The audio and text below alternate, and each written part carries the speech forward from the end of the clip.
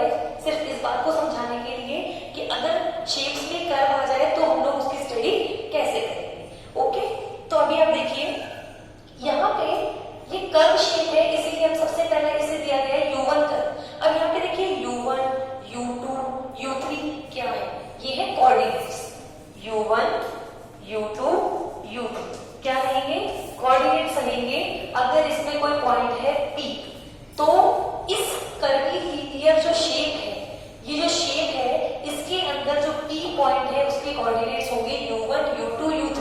और अगर मैं इसको रिलेट करूं कार्टेशियन से, तो कार्टेशियन में जैसे हो जाते हैं ना x, y, z, वैसे ही वो चीज यहाँ पे होगी।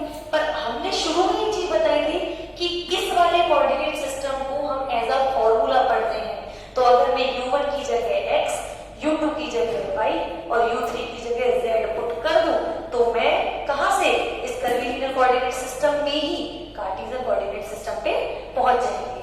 ओके, तो अभी आप देखिए इसमें u1 कर्व है, ये पहला वाला, ये है ऊपर u2 कर्व और ये है u3 कर्व। अब हमें तो चाहिए तीनों एक्सेस, जैसे कि कार्टेशियन कोऑर्डिनेट सिस्टम में तीनों एक्सेस हुआ करती थी, तीनों स्ट्रेट लाइन हुआ करती थी। तो यहाँ पे तो कर्व है, तो स्ट्रेट लाइन को करने के लिए क्या करेंगे, इस O पॉइंट से इस पर जो टेंजेंट खींची गई है इस u1 कर्व पे, वो हो जाएगा u1 एक्सेस। u2 कर्व पे जो लाइन खींची गई है, जो टेंजेंट खींची गई है, वो हो जाएगा u2 एक्सेस। और u3 के ऊपर जो टेंजेंट खींची गई है वो हो जाएगा u3 एक्सेस। और u1, u2, u3 ये तीनों एक्सेस जिस पॉइंट पर मीट कर रही हैं वो होगा ओरिजिन। और ओरिजिन के कोऑर्डिनेट्स क्या होते हैं, o 0 0 0। इतना समझ में आया। अब यहाँ पे ये जो शेप है इससे आप थोड़ा सा देखिए कि अगर हम लोग क्या कर रहे हैं, इसकी सरफेसेस देखिए, जैसे आप इसको भी कार्टेशियन से ही समझ के देखिए, x, y, z, x और y, यहाँ पे x अक्ष यहाँ y, यहाँ पे z इक्वल्स टू 0, यहाँ पे y इक्वल्स टू 0, यहाँ पे x इक्वल्स टू 0। ये तीन सरफेसेस है, यहाँ पे क्या है, तीन सरफेसेस है, x equals to 0, y equals to 0, z equals to 0।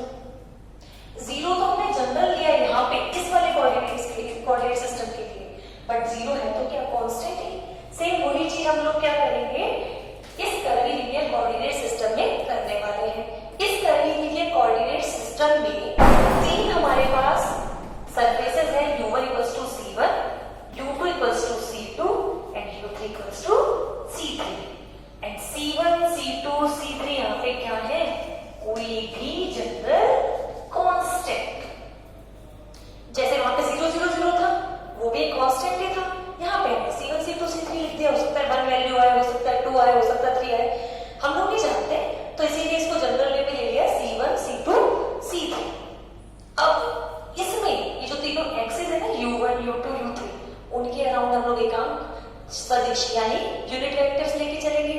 तो u1 के लिए unit vector e1 cap, u2 के लिए e3 कैप और u3 के लिए u2 के लिए e2 कैप और u3 के लिए e3 कैप। इसको भी अगर बिल्कुल वैसे समझाना हो तो देखिए तीनों कोऑर्डिनेट सिस्टम को फटाक से देख लेते हैं। इसमें क्या u1, u2, u3 these are three coordinates of curvilinear coordinate system and e1 cap, e2 cap, e3 cap are the unit vectors for curvilinear coordinate system along three axes. Okay? अगर हम लोग कार्टेशियन की बात करें तो x, y, z, i cap, j cap, k cap. Same है। Spherical की बात करें तो r, theta, phi, r cap, theta cap, phi cap. और अगर हम लोग किसकी बात करें, सिलेंड्रिकल की बात करें तो rho, phi, z, rho cap, phi cap, z cap. तो ये हमारा कर्वीलिनियर कोऑर्डिनेट सिस्टम का एकदम बेसिक था, जो कि आपको इतना पता चल गया कि हम लोग एडिसिस की स्टडी करने के वाले हैं। अब हमारे पास जो टॉपिक है जो हमें पढ़ना है और आगे प्रोसीड करना है वो है orthogonal curvilinear coordinate system.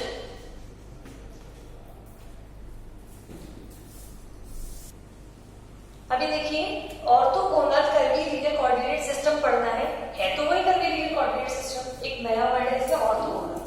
Orthogonal मतलब हमें पता है परपेंडिकुलरिटी को दिखा रहा है, यानी कि 90 डिग्रीज पर होना चाहिए। का मतलब ऐसा कोऑर्डिनेट सिस्टम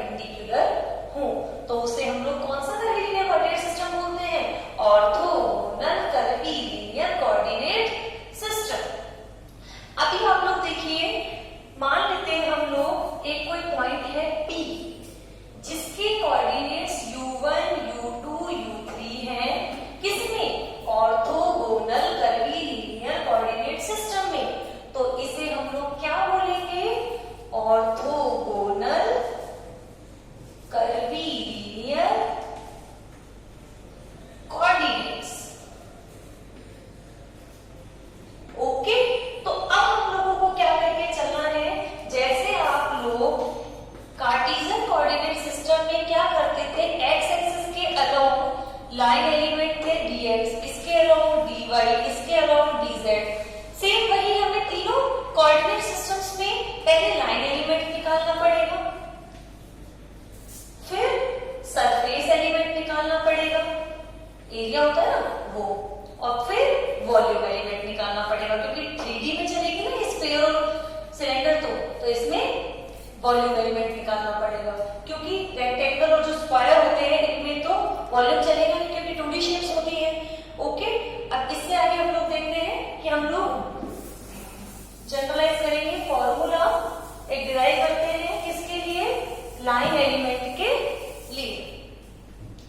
तो देखिए लाइन एलिमेंट, इसका एक डेरिवेशन है पूरा, तो इसको आप देखिए कोई टफ नहीं है, पर अगर इसको समझ लिया तो आगे सारे फॉर्मूलाज इसी से रिलेटेड होने वाले हैं। ओके, तो देखिए let us consider the coordinates of point P R U1 U2 U3 in orthogonal curvilinear coordinate system, then position vector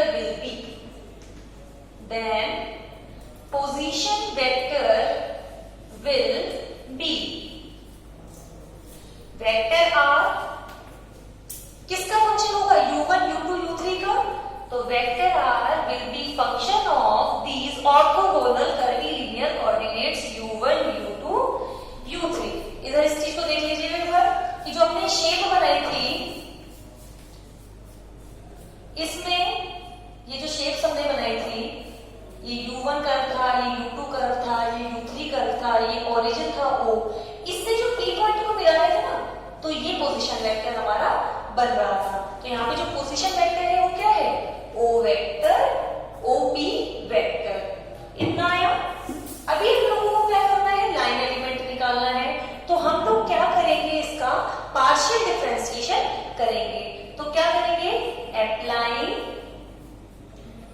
partial differentiation. अब पार्शियल डिफरेंशिएशन यूज क्यों किया है, तो मैथ्स की चीज है ये, तो पार्शियल डिफरेंशिएशन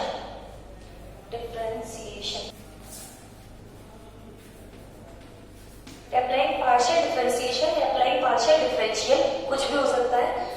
तो D vector R equals to, अब यहाँ पे पार्शियल डिफरेंशिएशन यूज क्यों किया है, because R is function of 3 coordinates U1 U2 U3।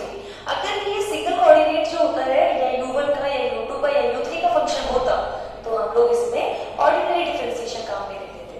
तो पार्शियल डिफरेंशिएशन हम लोग लेते हैं D vector R, del vector R upon del U1 du1 plus del vector R upon del U2 du2 plus del vector R upon del U3 du3, equation 1। अब एक एक equation को ढंग से ध्यान में रखते हुए चलेंगे हम लोग। यहां तक समझा, अभी देखिएगा।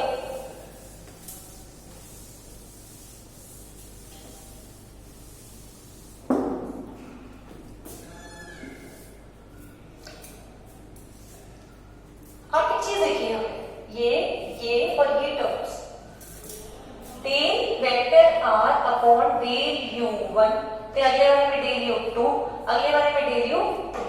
तो मैं जनरल वे में इसको ये लिख देती हूँ ना I, जहां पे I की वैल्यू क्या है, 1 है, 2 है, 3 है ना। बार बार लिखने से अच्छा एक बार लिख देती हूँ इसको सबस्क्रिप्ट के साथ, ठीक है। तो क्या करेंगे इसको, इसे ही हम बोलते हैं बेस वेक्टर। क्या बोलते हैं इसे, बेस वेक्टर। बेस का B ले लिया, वेक्टर है इसलिए वेक्टर लगा दिया, और I इसीलिए लिया है क्योंकि ये डिफरेंशियल आई की वजह से हो रहा है 1 2 3, ठीक है। तो जैसे ये वेक्टर B1 हो जाएगा, ये वेक्टर B2 हो जाएगा, ये वेक्टर B3 हो जाएगा। सो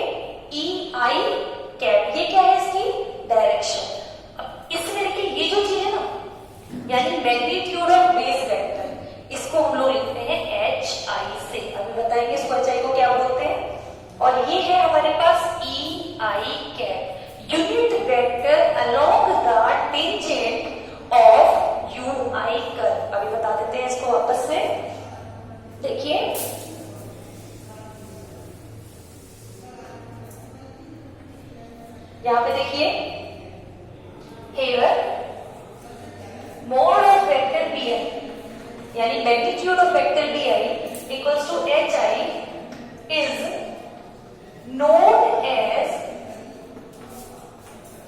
स्केल फैक्टर। अभी जो स्केल फैक्टर है ना, ये ही हमें कार्टेशियन, स्फेरिकल और सिलेंड्रिकल कोऑर्डिनेट सिस्टम में अलग अलग वैल्यूज देगा और उससे हम लोग उन्हें अलग अलग स्टडी कर पाएंगे। इसे क्या बोलते हैं? Scale factor. And E i cap is the unit vector along the direction of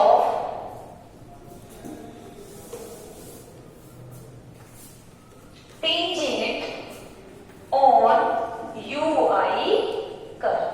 UI curve पे जो टेंजेंट हम लोगों ने खींची थी उसके अलावा ये क्या हो जाएगा? Unit vector. तो हमारे पास कितनी इक्वेशंस पहले हो चुकी हैं? फर्स्ट एंड सेकंड, ये हो गई हमारे पास थर्ड इक्वेशन। ओके, तो हम लोग क्या लिखेंगे? Using equation third in equation second, using equation third in equation second. देखिए इक्वेशन सेकेंड क्या थी हमारे पास? D vector r equals to vector b1 du1, vector b2 du2, vector b3 du3। और अगर हम लोगों ने इक्वेशन 3 इसमें यूज कर दी, h1 e1 cap du1, h2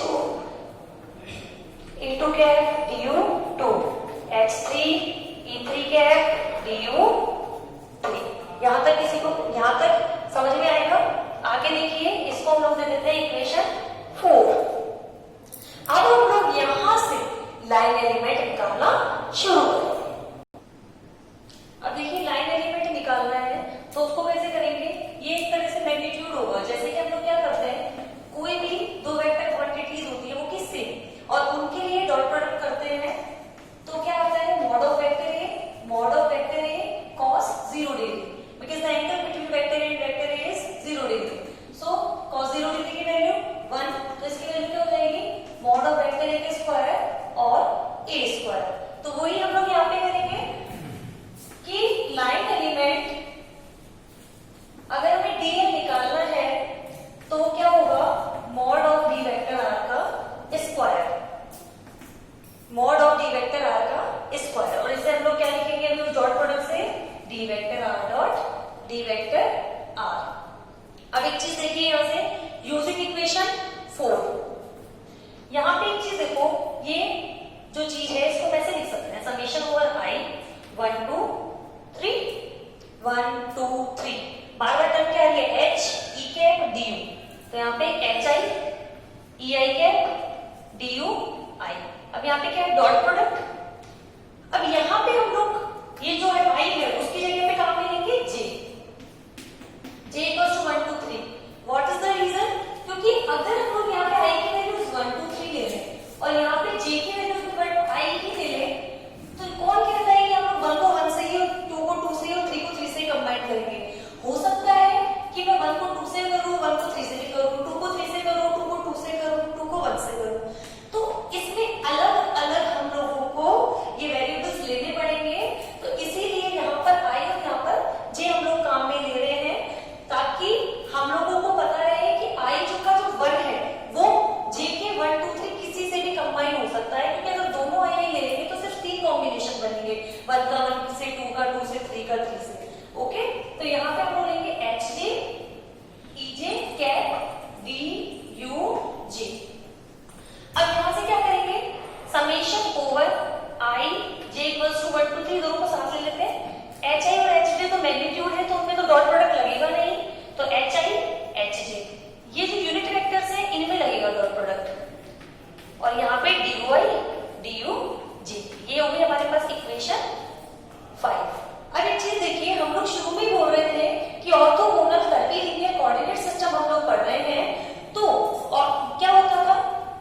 I cap dot I cap तो होता है 1, जे कैप डॉट जे कैप भी क्या होता है? 1। ऐसे ही के कैप का के कैप के साथ ही करेंगे तो 1 होगा।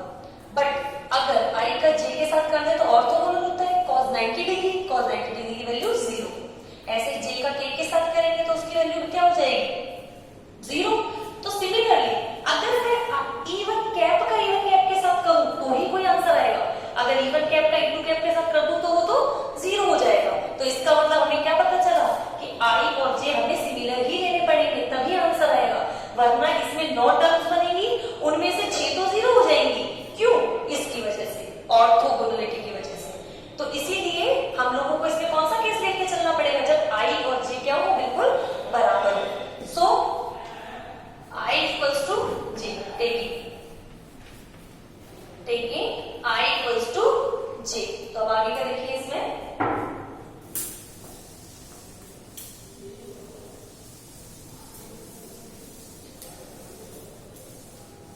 i इक्वल्स टू j वाला लेके चलते हैं। कौन से dl का हमारे पास dl का स्क्वायर था, सॉरी यहाँ पे dl का स्क्वायर था, वो आएगा mod of d vector r का स्क्वायर, ये चल रहा था। यहाँ पे क्या चल रहा था d vector r dot d vector r। इससे पहले वाले टर्म में मैंने यहाँ पे dl लिख दिया था शायद, तो dl का स्क्वायर आएगा, क्योंकि dl का स्क्वायर तो d वेक्टर r के स्क्वायर के बराबर होगा। ठीक है, तो यहाँ से i इक्वल्स टू j लेते हैं। तो i इक्वल्स टू j लिया तो summation over i equals to 1 2 3, क्योंकि j तो हट गया, hi का square ei cap dot ei cap dui का स्क्वायर। अब यहाँ पे इसको क्या कर देते हैं, ऐसे ओपन करना है, समेशन को प्लस में चेंज करने के लिए।